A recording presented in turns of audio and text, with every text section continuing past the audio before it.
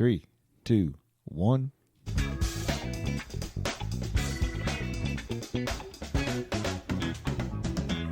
Hello, America. Hello, world. To the Two Trophy Dads. Folks, if you're looking for a high-quality pre-owned vehicle and service with a smile, Then you need to check out Mark Motors at 11770 North U.S. Highway 25E in Gray, Kentucky, 40734. Phone number, area code 606-528-0069. Facebook page, markmotors-inc.com. That's markmotors-inc.com. Open Monday through Friday, 8 to 6. Lord knows that we weren't smarter back in the day, but I think our coping skills, coping tools were a whole lot better. Oh, absolutely. You know, in the late 70s, early 80s, that now it's scary what this generation, This generation is so soft. you know. And I know it's from, a lot of it stems from parents who truly care. Mm-hmm. You know, they're like, okay, my kid's got an issue, Yeah. and we got to take care of it. But you know what? Mm-hmm. We had those same issues Yeah. in our day. We handled it. Yeah. You know, ADHD, Mhm. you got your butt spanked. Got your butt killed. Yeah, and until you finally straightened Yeah. up, you didn't get put on a medicine or somebody. We make excuses for Yeah. everything now, and I'm not saying that. And there's some Yep. that it's legit. It's absolutely Yep. legit. They need, but for a lot of it, a good discipline Yep. would take care of so many problems. Yeah. Well, when we were growing up, and I'm a preacher's kid, in the late 70s, early 80s, you had, in the community, your pastors was held in high esteem. Next level were your teachers, and then parents. That's how you were looked at. I'm not saying if that's right or wrong. I'm just saying that's what it was. My little hind end was scared to death of getting in trouble because, I lived in the little communities when my dad was pastoring. I knew if I got in trouble, and this was before cell phones and all that nonsense, he would be standing on the porch ready to tan my hide, as they said, before he even went to ask the school, what Alan did. Because he's like, if they had to take the time to call me to make me come down here, then you done something stupid. Yeah. And just like I was telling you the other day, I may call a parent and this kid has done something stupid like to pick up a chair and throw it at somebody. Well, what did you do to that other kid? I'm like, wait a minute, you didn't understand what I just said. Johnny picked up a chair at 8 years old and threw it at somebody else or me. What did you do to the other kid? Wait a minute, you didn't understand. And I'm like, that wasn't the way it was back in those days. It was, I take care of my business and my kid, you take care of your kid. And it just floors me in the 25 years that I've been teaching, you know.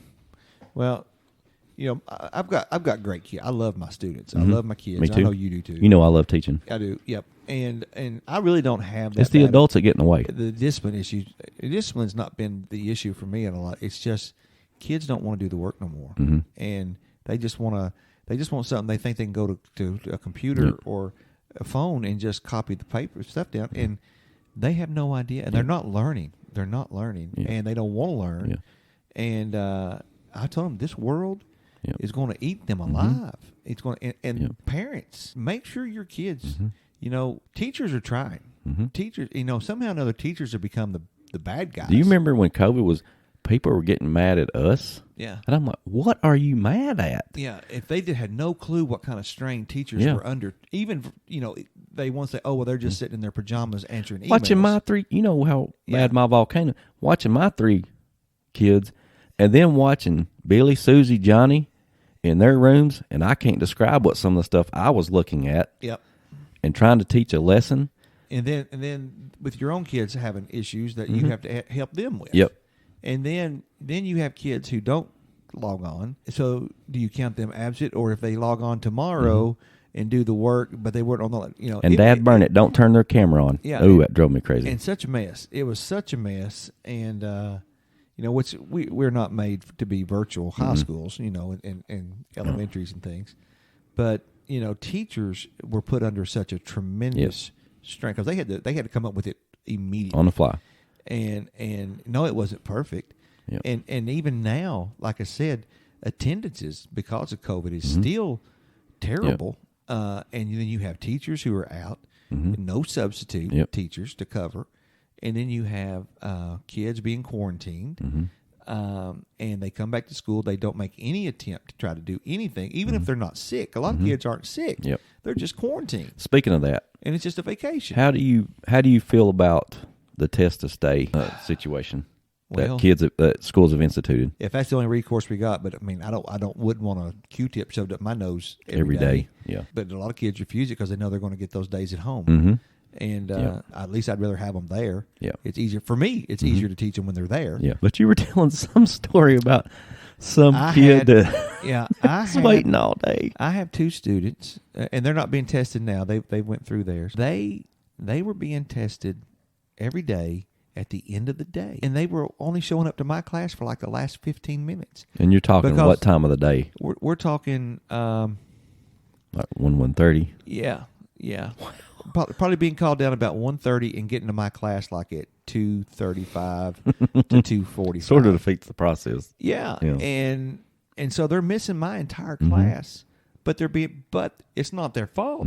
They've been called down, and there's just so many. And by the time they can get them tested, and then they have to wait, for the test result before they can come back in the room. Your dog's making noises at me that I don't really like. But I couldn't figure out why they were testing them so late in the day. I know. They've been there all day. When you got as many students as we've got, there's no way with one nurse. I mean, we would have the folks come in, but they were just slammed. Bless her heart. Just slammed. I'm glad now we're on the downside of it. Looks like now. I hope until the next variant comes out. But this is something we're just going to have to deal with, folks, and it's not going away. And hopefully it will mutate itself out to where it won't be that big a deal anymore. I don't know what the answers are. Nobody knows what the answers are. Joe Biden don't know. Donald Trump don't know. No one person's going to fix this. Nope. And somehow or another, we just got to learn to live with it. And, keep yourself safe. If you want to wear a mask, fine, wear your mask. Wear your mask. If you don't want to wear a mask, then just know the consequences that are coming. But it's showing, unless you've got the N95 mask, the masks really don't work. So what science do we believe? And don't even get me going on that. I'm not. I could go off on another tangent about following the science. Anyway, I'm going to end that right now. Well, I just think it goes back to everything.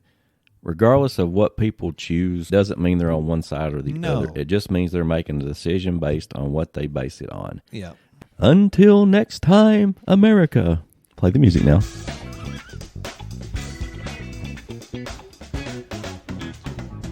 Woohoo, Mark Motors. Are we still recording? Yes. Yes. MarkMotorsIncorporated.com.